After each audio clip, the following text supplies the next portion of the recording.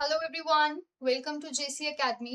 आज हम लोग पेपर 2 मैनेजमेंट में एक हमारा बहुत इंपॉर्टेंट टॉपिक है ट्रेड यूनियन का, उसको डिस्कस करने वाले हैं। ट्रेड यूनियन क्या होता है? Trade union is an organisation of workers who act collectively to seek and promote and protect their mutual interest through collective bargaining. तो एक ग्रुप ऑफ वर्कर्स, एक एसोसिएशन ऑफ वर्कर्स, जहाँ पे वो वर्कर्स है वो कलेक्टिवली इकट्ठा होते हैं और कलेक्टिवली वो वर्क करते हैं ताकि वो वर्कर्स के जो भी उनके इंटरेस्ट है उनको प्रोटेक्ट भी कर सके और उनको प्रमोट भी कर सके थ्रू कलेक्टिव बार्गेनिंग।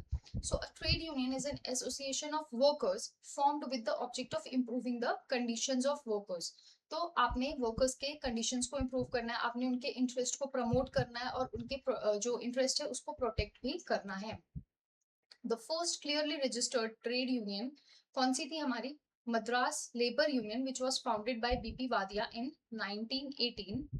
और अगर हम बात करते हैं फर्स्ट ट्रेड यूनियन फेडरेशन की, तो वो कौन सी थी? All India Trade Union Congress in 1920। तो आपको दो चीजें याद रखनी है। पहला कि मद्रास लेबर यूनियन जो था, ठीक है, वो सबसे पहला ट्रेड यूनियन था जो कब आया था? 1918 में आया था।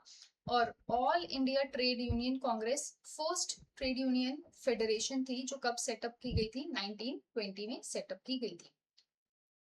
मूविंग फॉरवर्ड, अगर हम बात करते हैं कैरेक्टरिस्टिक्स ऑफ ट्रेड यूनियन की, तो ट्रेड यूनियन के क्या क्या कैरेक्टरिस्टिक्स होते हैं? The very first is association of employees. मैंने भी आपको बताया कि कलेक्शन या फिर it is group of workers और employees. Second, it is a permanent body. तो ट्रेड यूनियन किसी भी ऑर्गेनाइजेशन में एक परमानेंट बॉडी का काम करती है, टेम्पररी नहीं होती है। Third, common interest. So trade union का कॉमन इंटरेस्ट क्या होता है? To protect the interest of workers. So this is a common interest or common objective of all the trade unions. Fourth, collective action. मैंने आपको बताया कि सब इकट्ठा होकर एक ग्रुप फॉर्म करके कलेक्टिव बार्गेनिंग के प्रोसेस के थ्रू क्या करते हैं? प्रोटेक्ट करते हैं और प्रमोट करते हैं म्यूचुअल इंटरेस्ट को, म्यूचुअल इंटरेस्ट ऑफ वर्कर्स को। Then rapport with the management. Rapport का मतलब क्या होता है? रिलेशनशिप। सो इनका मैनेजमेंट के साथ अच्छा रिलेशनशिप होता है। क्यों? Because they act as a negotiator. ठीक है, वो बीच में मतलब जैसे ये मैनेजमेंट है और यहाँ पे वर्कर्स हैं, तो जो हमारे ट्रेड यूनियन होता है वो बीच में लाई करता है। यानी मैनेजमेंट की बात अगर वर्कर्स तक पहुंचानी है तो ट्रेड यूनियन लेकर जाएगा, और वर्कर्स की बात भी अगर मैनेजमेंट तक पहुंचानी है तो ट्रेड यूनियन के थ्रू ही जाती है। Then sixth, voluntary association. तो जरूरी नहीं है कि ऑर्गेनाइजेशन में जितने भी वर्कर्स काम कर रहे हैं all are a part of trade union. ये एक वॉलेंटरी मतलब जो वर्कर्स होते हैं उनका अपना मन होता है कि क्या वो ट्रेड यूनियन ज्वाइन करना चाहते हैं या नहीं करना चाहते। So these are the characteristics of trade union. अगर मैं बात करती हूँ ऑब्जेक्टिव्स ऑफ ट्रेड यूनियन की, the very first objective is wages and salary. बहुत सारी ऑर्गेनाइजेशंस में प्रॉपर वेजेस नहीं मिलती हैं, टाइमली वेजेस नहीं मिलती हैं, सैलरीज नहीं मिलती हैं। Then working condition. Working conditions अच्छे नहीं होते हैं, बहुत गर्मी में काम करवा रहे हैं, अगर सर्दी में काम करवा रहे हैं तो उनको प्रॉपर कपड़े मतलब ग्लव्स हो गए या फिर बूट्स हो गए उनको नहीं दिए जाते हैं। Then discipline. डिसिप्लिन मेंटेन करने के लिए ट्रेड यूनियन का भी एक बहुत बड़ा रोल होता है। देन पर्सनल पॉलिसीज, जैसे अभी रिसेंटली जब न्यूज में आया था कि जो गिग वर्कर्स हैं, गिग वर्कर्स के लिए कोई इंश्योरेंस नहीं होती है। Gig workers as such does not fall under any health insurance. तो वो क्या है? उन पॉलिसीज को प्रमोट करने के लिए या उन पॉलिसीज को लाइमलाइट में आने के लिए ट्रेड यूनियन एक का भी एक ऑब्जेक्टिव होता है। Then fifth is employees and employer relationship. Employees और एम्प्लॉयर के बीच में अच्छा रिलेशनशिप कौन मेंटेन करता है? ट्रेड यूनियन मेंटेन करवाता है। देन नेगोशिएटिंग मशीनरी, मैंने आपको बताया था, अगर टॉप से बॉटम यानी मैनेजमेंट से वर्कर्स के लिए कोई बात है या फिर वर्कर्स से मैनेजमेंट तक कोई बात पहुंचानी है तो नेगोशिएटिंग का काम कौन कर रहा है? ट्रेड यूनियन करता है। Then last is safeguarding the organisational health and industry. अगर किसी ऑर्गेनाइजेशन में एम्प्लॉयज और एम्प्लॉयर के बीच रिलेशनशिप्स अच्छे नहीं होंगे तो क्या उसका ऑर्गेनाइजेशनल हेल्थ अच्छा होगा? नहीं होगा। उस कंपनी का जो ऑर्गेनाइजेशन हेल्थ है it won't be in a good condition, और वो हमेशा लाइमलाइट में रहेगी, उसका इंडस्ट्री में रेपुटेशन जीरो हो जाएगा। सो ये सब चीजों को प्रमोट करने के लिए, ये सब चीजों को लाइमलाइट में लाने के लिए, उनके वर्कर्स की कंडीशंस को बेटर करने के लिए ट्रेड यूनियन ये सारी चीजें देखती है। हाँ, अगर आप जेसी एकेडमी के साथ अपना जो सफर है उसको कंटिन्यू करना चाहते हैं, या फिर आप चाहते हैं कि जो आपका दिसंबर अटेम्प्ट है वो आपके लिए नेट या जेआरएफ वाला अटेम्प्ट हो, so JC academy is offering a foundation course for paper 1। The classes are recorded in nature and bilingual in language. आपको कोई भी क्वेरी है आप इस गिवन नंबर पे कॉल कर सकते हैं। Also complete foundation course for paper 1 plus paper 2 management is available with multiple validity options. The classes are live and recorded in nature, English और बाइलिंगुअल में आपको मिल जाएंगी। इस नंबर पे आप कॉल करके आपकी कोई भी क्वेरी, या फिर आप इस ऑफिशियल वेबसाइट पे भी विजिट कर सकते हैं अगर आपको कोई भी डाउट है। ये हमारे पेपर 2 मैनेजमेंट का कोर्स है। This is live and recorded in English language, और यहाँ पे बाइलिंगुअल में भी आपको मिल जाएगा। तो आपको जिस भी कोर्स में इंटरेस्ट है आप उस कोर्स को एनरोल कर सकते हैं। Now the classification of trade unions. Classification सबसे पहले बेस्ड ऑन द आइडियोलॉजी। सबसे पहला आता है हमारे रेवोल्यूशनरी यूनियंस। रेवोल्यूशनरी यूनियंस कौन होते हैं? हम बोलते हैं ना हम रेवोल्यूशन लेकर आएंगे। So they believe in destruction of existing social economic order and the creation of a new one. उनको लगता है कि जो भी अभी एग्जिस्टिंग ऑर्डर चल रहा है, इकोनॉमिक है या सोशल है, हम उसको खत्म करेंगे और हम एक नया रेवोल्यूशन लेकर आएंगे। They want a change in power and authority and use of force. तो वो चाहते हैं कि हम जो भी लोग मैनेजमेंट पावर में है या जो भी मैनेजमेंट की अथॉरिटी चल रही है वो उसको चेंज करके एक नया मतलब जो भी एग्जिस्टिंग है उसको चेंज करके एक नया मॉडल लेकर आना चाहते हैं। The second is reformist or welfare unions. So these work for the changes and reforms within existing socio-political framework. अब revolutionary ने क्या बोला था? Existing को हटा देंगे, destroy कर देंगे और नया लेके आएंगे। बट रिफॉर्मिस्ट या वेलफेयर यूनियन क्या बोलता है कि जो ऑलरेडी एग्जिस्टिंग है हम उसी में चेंज लाएंगे या हम उसी को रीमॉडिफाई करेंगे। थर्ड आता है अपलिफ्ट यूनियन। अपलिफ्ट क्या है? They believe that scope of extensive reforms well beyond the area of working conditions. तो खाली वर्किंग कंडीशंस तक हमें अपने आप को सीमित नहीं रखना है, हमें उसके बियॉन्ड भी जाके काम करना है। जैसे change in taxation system, elimination of poverty. तो हमें अपने वर्कर्स को अपलिफ्ट करवाना है। It is not just confined कि हम वो जो ऑर्गेनाइजेशन की चार दीवारी है हम वहां तक उनको कन्फाइंड रखें, नहीं, हमें उसके बियॉन्ड भी जाना है। So this is uplift union. फिर आता है classification based on the trade.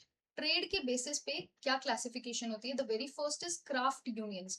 Craft unions क्या है? That most of the unions have membership and authorities based on the trades they represent. जैसे हमारे पास पाइप फिटिंग का अलग ट्रेड होगा, कारपेंट्री जो लोग करते हैं उनका अलग ट्रेड है, क्लरिकल वर्क के लिए अलग ट्रेड है। सो ट्रेड के बेसिस पे या फिर वो जिस क्राफ्ट में इन्वॉल्व है उसके बेसिस पे जो यूनियन फॉर्म होती है that is craft union. Second is blue collar, white collar union. So unions which are representing the workers employed on the production floor or outdoor trades, जैसे construction work, उनको हम बोलते हैं blue collar unions.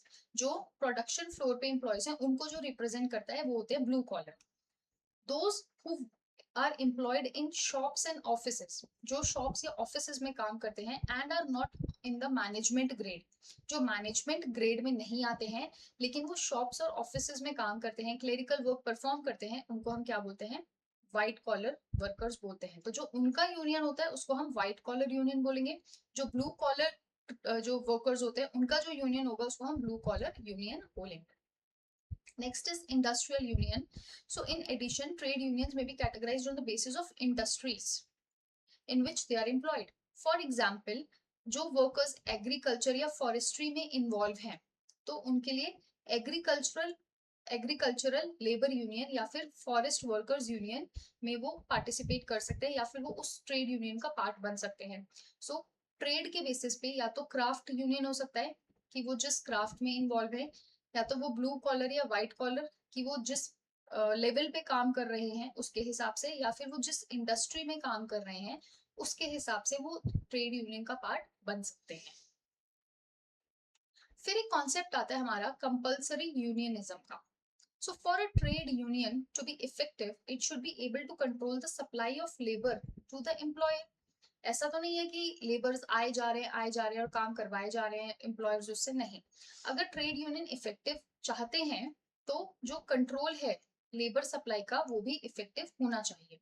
So during a strike अगर union अपनी जो strike है उसको विड्रॉ नहीं कर पा रही है from the entire labour force and the employer continues operation, यानी आप लोगों ने स्ट्राइक आप लोगों ने स्ट्राइक की लेकिन यूनियन इज मतलब union is unable to withdraw that strike, और जो एम्प्लॉयर है जो मैनेजमेंट है वो कंटिन्यू कर रहा है अपने ऑपरेशंस को with the help of non union workers, the strike likely to fail. Non union workers क्या है, मैंने आपको बताया था कि जो हमारा ट्रेड यूनियन है उसमें वॉलेंटरी एसोसिएशन होता है, यानी जिनका मन होगा वो ट्रेड यूनियन ज्वाइन करेंगे और जिनका मन नहीं होगा वो नहीं करेंगे। अब जो एम्प्लॉयज ट्रेड यूनियन ज्वाइन नहीं करते हैं हम उनको क्या बोलते हैं, नॉन यूनियन वर्कर्स। तो अगर फॉर एग्जाम्पल हमारे ऑर्गेनाइजेशन में 100 एम्प्लॉयज हैं, 40 एम्प्लॉयज जो हैं वो ट्रेड यूनियन का पार्ट है और 60 एम्प्लॉयज जो हैं वो ट्रेड यूनियन का पार्ट नहीं है। अब क्या हुआ, स्ट्राइक हुई, लेकिन यूनियन ने क्या किया, उन्होंने सबके लिए बोला वर्कर्स को कि हम लोग स्ट्राइक करेंगे। लेट्स से कि इन 40 में से भी सिर्फ 30 एम्प्लॉयज लेट्स से स्ट्राइक पे चले गए, ठीक है। और यहाँ पे कितने रह गए, अब 70 एम्प्लॉयज, और ये 70 workers they are continuing to do operations, वो काम कर रहे हैं अपना जो वो रेगुलर बेसिस पे करते हैं। तो क्या आपको लगता है कि जो स्ट्राइक है वो सक्सेसफुल होगी? नहीं होगी। इवन इफ 30 नहीं, ये 40 के 40 भी जो एम्प्लॉयज हैं ट्रेड यूनियन का पार्ट है वो स्ट्राइक पे चले जाते हैं, 60 workers they are still continuing to do their work, तो भी जो स्ट्राइक है वो फेल मानी जाएगी। So therefore the union seeks to bring entire workforce under its disciplinary control. तो इसीलिए जो यूनियन है उसका ये काम है, उसका ये रोल है कि वो जितना भी वर्कफोर्स है यानी 100 के 100 वर्कर्स को अपने कंट्रोल में लेकर आ सके। So one way to achieve this is to prevent the employment of non-union workers. एक तरीका तो ये है कि जब कोई लेबर आता है या जब कोई वर्कर आता है ऑर्गेनाइजेशन में और अगर वो बोलता है कि मुझे ट्रेड यूनियन का पार्ट नहीं बनना है तो हम उसको एम्प्लॉयमेंट ही ना दें। एक तरीका तो ये हो सकता है। सो union membership becomes a pre condition for both securing and retaining employment. तो अगर आप अपनी जॉब बचाना चाहते हैं तो आपको इस यूनियन का मेंबर बनना ही पड़ेगा and it is a pre condition. So many unions have now succeeded in securing agreements from the employers that membership of the unions concerned be a necessary condition. यानी अगर आपको किसी ऑर्गेनाइजेशन में काम करना है, कंटिन्यू करनी है अपनी जॉब, तो आपको उस ट्रेड यूनियन का मेंबर बनना ही पड़ेगा। अब इसमें सबसे पहला आता है हमारा क्लोज्ड शॉप। क्लोज्ड शॉप क्या है? A business enterprise has a collective agreement with the trade union requiring a job seeker to be a member of the union at the time of employment and to remain a member in order to retain the job। जो भी मैंने आपको बोला कि आप जब organisation में आए हैं आपकी एम्प्लॉयमेंट आपकी मेंबरशिप के ऊपर डिपेंड करती है कि क्या आप अपनी जॉब कंटिन्यू करना चाहते हैं या नहीं। अगर तो आपका आंसर है हाँ, तो आपको उस ट्रेड यूनियन का पार्ट बनना पड़ेगा, आपको उस ट्रेड यूनियन की मेंबरशिप लेनी पड़ेगी।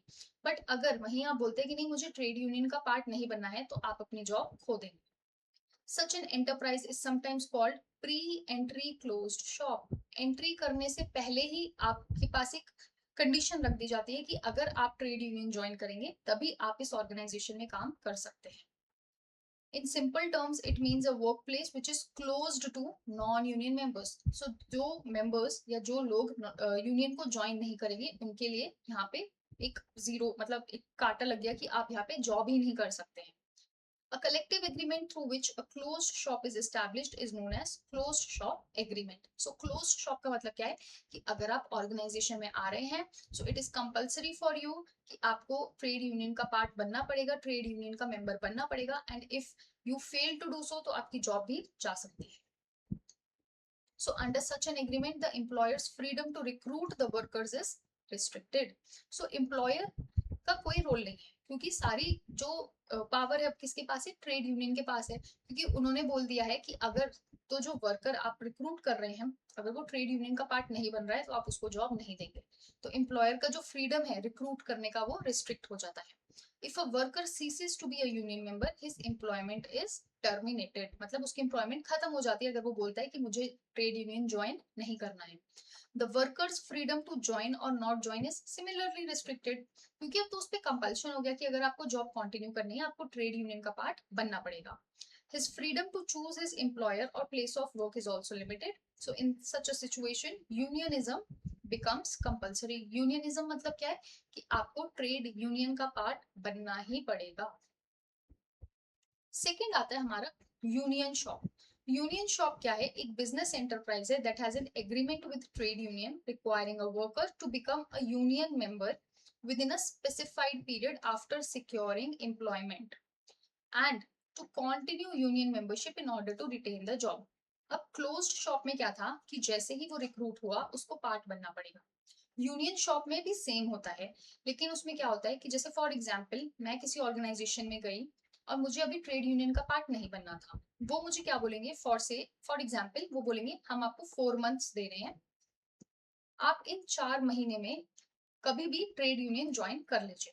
अगर आप इन 4 महीने में भी ट्रेड यूनियन ज्वाइन नहीं करती हैं तो आपको जॉब से निकाल दिया जाएगा. तो मेरे पास 4 महीने हैं अभी सोचने के लिए कि क्या मुझे ट्रेड यूनियन ज्वाइन करना है या नहीं करना है. इमीडिएटली नहीं हो रहा है कि मैं इमीडिएटली रिक्रूट हुई और मुझे ट्रेड यूनियन ज्वाइन करना है, मेंबरशिप लेनी है. नो, मेरे पास एक टाइम पीरियड दिया है, 3 महीने, 4 महीने, 5 महीने, 6 महीने, डिपेंडिंग ऑन द ऑर्गेनाइजेशन आपको एक टाइम दिया जाता है. So the employer is free to recruit the workers. Employer के पास फ्रीडम है कि वो वर्कर्स को रिक्रूट कर सकता है, including the non union members as well.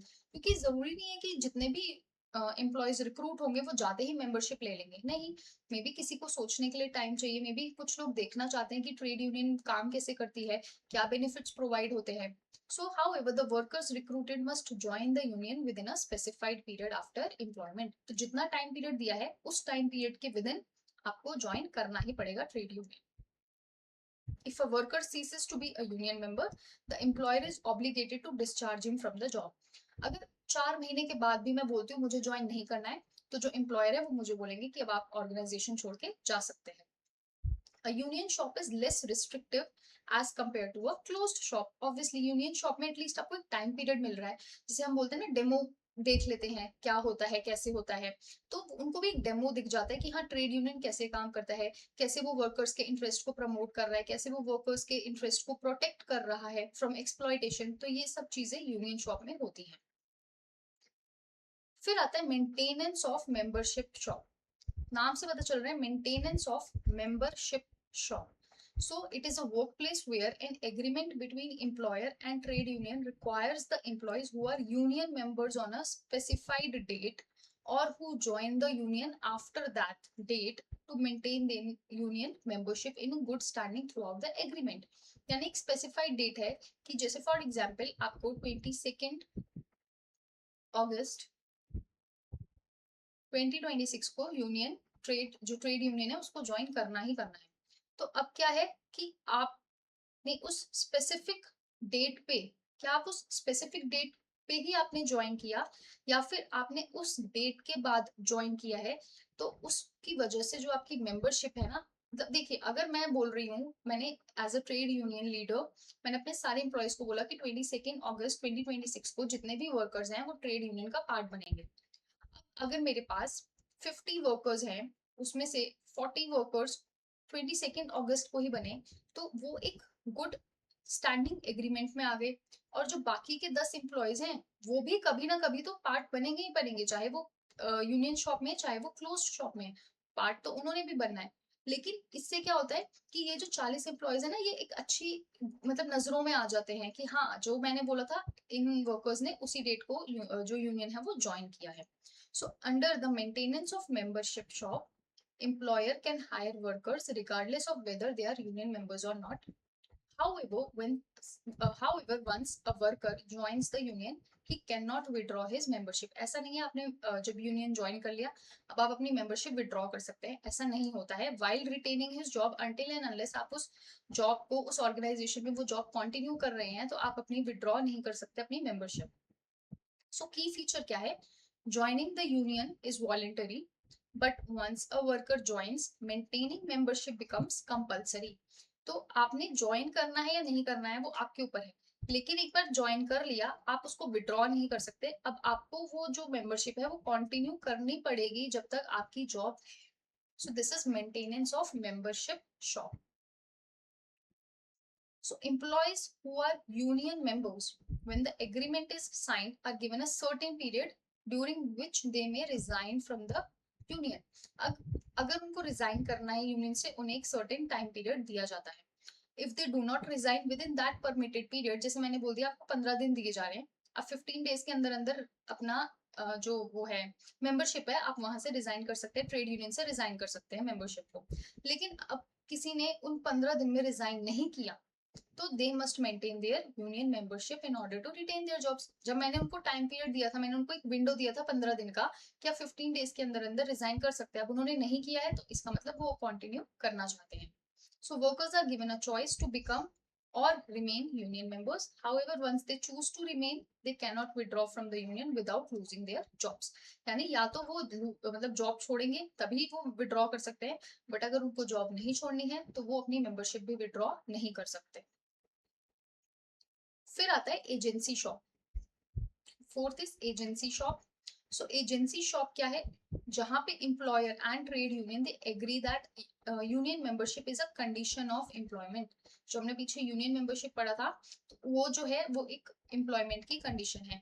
However, a worker who does not wish to join is not required to become a member. तो जो ज्वाइन ही नहीं करना चाहता यूनियन को, तो वो मेंबर भी नहीं बनता। Instead, the workers must pay an appropriate contribution. अब इसमें क्या होता है, यहाँ पे हम वर्कर्स से फीस ले लेते हैं, भले ही उसको मेंबर नहीं बनना है यूनियन का, वो मतलब इन सारी चीजों में नहीं पढ़ना चाहता, बट उसको एक अप्रोप्रिएट कंट्रीब्यूशन यूनियन के लिए कंट्रीब्यूट करना पड़ता है in in the lieu of membership. मतलब कि आप ज्वाइन नहीं करना चाहते, ठीक है, बट आप एक फीस पे कर दीजिए to make an equivalent contribution to a charity.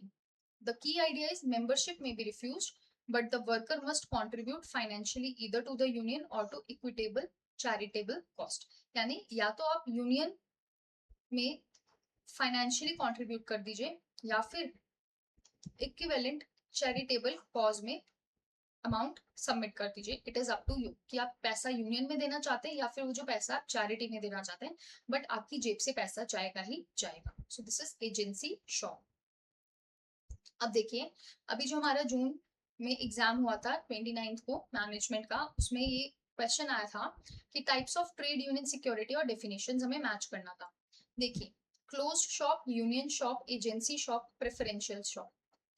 अब जो कंपनी हायर करती है मेंबर्स को जो सिर्फ और सिर्फ ट्रेड यूनियन का पार्ट होते हैं, दैट इज क्लोज्ड शॉप।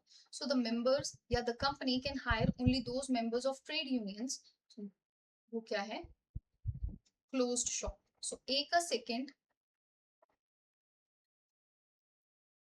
एक ही ऑप्शन में है, बाकी तीन ऑप्शंस एलिमिनेट हो गए। यूनियन शॉप क्या था कि एक प्रिस्क्राइब्ड अमाउंट ऑफ पीरियड दिया जाता है कि आपको 4 महीने 5 महीने में ज्वाइन करना ही है, that is union shop. Agency shop मैंने आपको बताया था कि अगर आप ट्रेड यूनियन ज्वाइन नहीं भी करना चाहते हैं, आपको क्या देना पड़ेगा, ड्यूज देने पड़ेंगे, यानी एक सर्टेन फीस देनी पड़ेगी। So that is agency shop.